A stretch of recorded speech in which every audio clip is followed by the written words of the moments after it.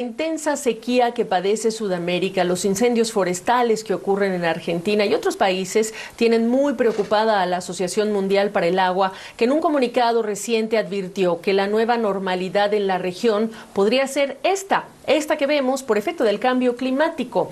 Me acompaña desde Bogotá Darío Soto Abril, él es secretario ejecutivo de Global Water Partnership. Hola Darío, y mira, esta advertencia nos parece muy seria y por ello los invitamos, porque además hay que pensar que en Sudamérica están países como Brasil o Argentina que son potencias exportadoras de alimentos.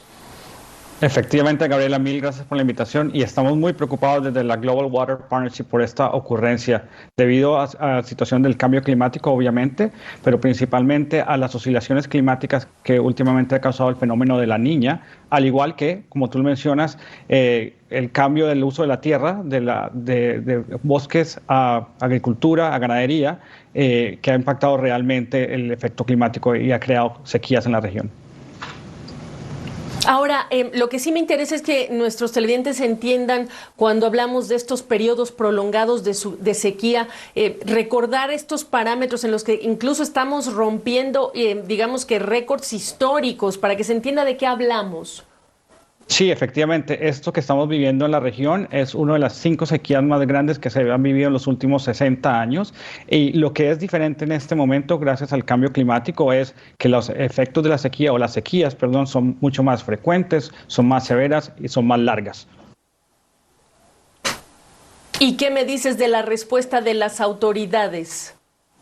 Bueno, la respuesta de las autoridades sigue siendo la tradicional, ¿no? Son medidas reactivas, son medidas de reconstrucción, de análisis del impacto, de mitigación, y hace un poco todavía falta aprender con todo lo que estamos viviendo, no solo en Sudamérica, pero en el resto del mundo, en que hay que moverse a un sistema de mitigación, a un sistema de adaptación, en el cual la medida sea un poco más de prevención, de pronóstico de estos fenómenos de sequía que cada vez son más frecuentes, al mismo tiempo de inversiones participativas que incluyan no solo al gobierno, sino a otros sectores de la sociedad, como el sector privado, a los ganaderos, a los agricultores y a organizaciones de la sociedad civil, obviamente.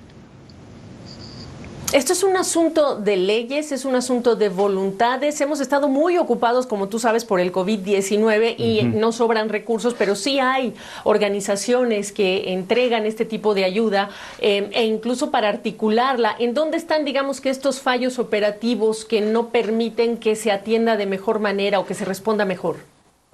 Bueno, el principal fallo sigue siendo, como te digo, el enfoque de reacción. Solamente atendemos las consecuencias de las sequías cuando estas ocurren.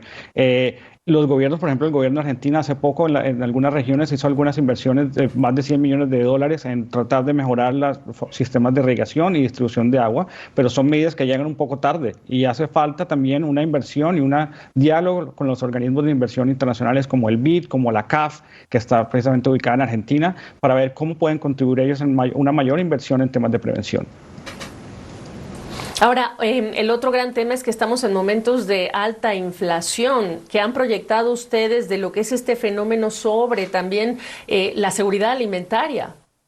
Es bastante grave, solo con contarte que, por ejemplo, Paraguay, que es el 4º productor mundial de la soya, ha vivido una decadencia en esto de 10 millones de toneladas que se producían en el 2019-2020, ha caído a 8 millones de toneladas. Esto ha frenado el crecimiento económico de Paraguay, que venía en un crecimiento de los últimos 7 años, ha decaído, en combinación obviamente también con el fenómeno del COVID. Y en otros casos, la industria de empresarios argentina ha pronosticado que más de 315 millones de dólares en pérdidas por la falta de navegabilidad del río Paraná se van a producir porque los productos no pueden salir de Paraguay, de Bolivia e incluso de algunas regiones de Argentina. Entonces es bastante preocupante. ¿Cómo es? Por supuesto. ¿Cómo estás viendo transformarse ese rendimiento de los cultivos también? Y por supuesto, hay que hablar también hablamos de agroindustria, pero también hay que hablar de familias y de personas afectadas que están dedicadas a esta actividad. Efectivamente, te cuento, por ejemplo, hay más de 4.100 familias de pequeños pescadores artesanales que han perdido su sustento en la Argentina, que han visto una reducción en el número de toneladas de más de un tercio a un tercio de lo que se producía anteriormente, a un tercio de las 18.000 toneladas que producían al año. Entonces, es una consecuencia no solo en el tema macro económico, pero también es en la seguridad alimentaria de estas familias que producen y las familias que además se nutren de estos productos. Preguntarte también, por lo tanto, si dices que estamos en los peores, digamos, la peor sequía que se ha visto en los últimos 60 años, ¿qué te hace o qué les hace, qué evidencia les hace ver que esto puede ser la nueva normalidad?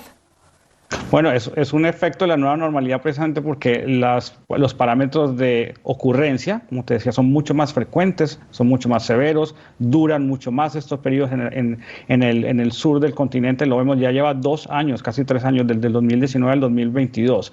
Esto en el pasado eran fenómenos un poco más cortos, o si eran largos, eran menos severos. Entonces, esto nos hace pronosticar que de continuar este parámetro van a presentarse mayores sequías mucho más frecuentes y a futuro.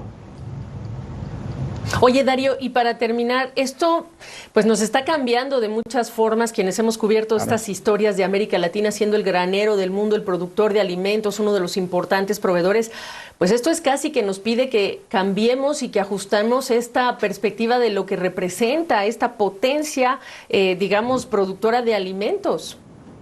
Efectivamente, hay que primero cambiar las prácticas, los gobiernos y los mismos agricultores y ganaderos. Tenemos que sentarnos en la mesa con la sociedad civil, con los empresarios, incluso con los consumidores, para ver cómo vamos a hacer para tener unas prácticas agrícolas un poco más eficientes, más amigas con el clima, agricultura regenerativa, el mejor uso del suelo y también un poco frenar la deforestación, que es una de las grandes causas de esto.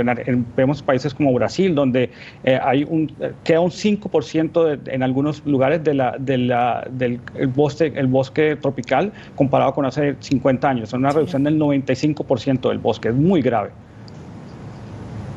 Pues este es un llamado no solamente para quienes están allá en el terreno en Sudamérica, esto es un llamado para todos, como decías tú, como consumidores también. Darío Soto, gracias por esta perspectiva. Gracias.